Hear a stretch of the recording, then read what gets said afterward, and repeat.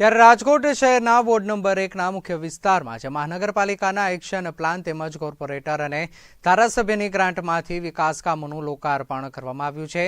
અંદાજે 82 લાખ રૂપિયાથી વધુના ખર્ચે આ વિસ્તારની અંદર ડામર રીકાર્પેટનું ખાતમુહૂર્ત કરાવવામાં આવ્યું છે। ચોમાસાની ઋતુ બાદ આ વિસ્તારમાં પાણી ભરાવાની જે સમસ્યા હતી તેને ધ્યાનમાં રાખી તમામ જરૂરી સુવિધાઓ સાથે વિકાસ કામો કરવામાં આવ્યા છે। આ વિકાસ કામોથી ધર્મનગર સોસાયટી, શિવમ પાર્ક, ઋષિ વાટિકા સોસાયટી સહિત અનેક સોસાયટીઓને સીધો લાભ મળશે। આ ખાતમુહૂર્તમાં સ્થાનિક કોર્પોરેટરો, સંગઠનના હોદ્દેદારો અને સ્થાનિક રહેવાસીઓ ઉપસ્થિત રહ્યા હતા। આજે આપ જાણો છો એ રીતે ભારતીય જનતા પાર્ટીની સરકાર એ વિકાસની સરકાર અને જ્યાં માનવી ત્યાં સુવિધા એ હંમેશા ભારતીય જનતા પાર્ટીનો ઉદ્દેશ રહ્યો છે।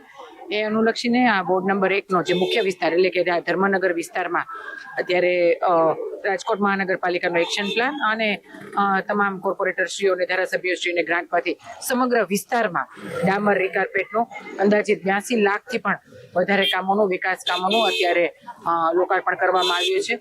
હવે આપ જાણો છો એ રીતે વરસાદની ચોમાસાની ઋતુ પૂર્ણ થયા બાદ આ વિસ્તારમાં જે કંઈ પણ પાણી ભરાવાની સમસ્યા હતી એ અનુલક્ષીને તમામ સુવિધાઓ આ વિસ્તારમાં પૂર્ણ કરવામાં આવી છે અને હવે અહીંયા ડામર રીકાર્પેટ કરીને આ સમગ્ર વ્યવસ્થા અને સમગ્ર સુવિધા આ વિસ્તારવાસીઓને ભારતીય જનતા પાર્ટીના માધ્યમથી આપવામાં આવી છે।